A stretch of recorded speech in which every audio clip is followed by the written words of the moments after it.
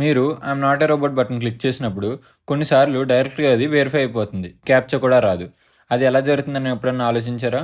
ఇది జస్ట్ ఒక బటన్ కాదు, behind the scenes system risk analysis ఇంజిన్లా పనిచేస్తుంది. మీ ఇంటరాక్షన్ని సైలెంట్గా అబ్జర్వ్ చేసి మీరు హ్యూమనా లేదా బాట్ అని ఎస్టిమేట్ చేస్తుంది.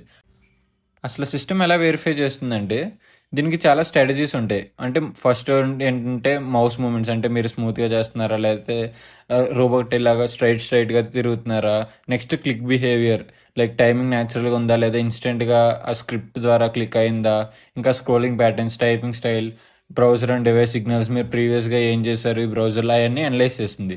అసలు డెసిషన్ ఎలా తీసుకుంటుందంటే ఇవన్నీ కంబైన్ చేసి సిస్టమ్ ఒక రిస్క్ స్కోర్ క్యాలిక్యులేట్ చేస్తుంది. లో రిస్క్ ఉంటే హ్యూమన్ లాగా బిహేవ్ చేస్తుంది, డైరెక్ట్గా వెరిఫై చేస్తుంది, క్యాప్చా అవసరం ఉండదు. ఒకవేళ మీడియం ఆర్ హై రిస్క్ ఉంటే, అంటే మీ యాక్షన్ చేసిన మీద డౌట్ ఉంటే అడిషనల్ క్యాప్చా ఛాలెంజ్ చూపిస్తుంది. బాట్స్ ఎందుకు ఫెయిల్ అవుతాయి అంటే దీనికి చాలా రీజన్స్ ఉన్నాయి. అందులో కొన్ని ఏంటంటే straight line clicks, no hesitation on new randomness, ఇంకా రిపిటేటివ్ ప్యాటర్న్స్ యూస్ చేయడం, హ్యూమన్ లైక్ ఇంటరాక్షన్ని సిమ్యులేట్ చేయడం చాలా కష్టం. కాబట్టి ఈజీగా ఐడెంటిఫై అవుతాయి. కోర్ ఐడియా ఏంటంటే సిస్టమ్కి ఏది ఇంపార్టెంట్ ఏంటంటే మీరు ఏం క్లిక్ చేస్తున్నారని కాదు, మీరు ఎలా బిహేవ్ చేస్తున్నారని. సమ్మరీ ఏంటంటే I'm not a robot check box వెనుక ఒక ఇంటెలిజెంట్ బిహేవియర్ అనాలిసిస్ సిస్టమ్ ఉంటుంది. జెన్యూన్ యూజర్స్కి ఫ్రిక్షన్ లేకుండా అలౌ చేస్తుంది, సస్పిషియస్ యాక్టివిటీని ఫిల్టర్ చేస్తుంది.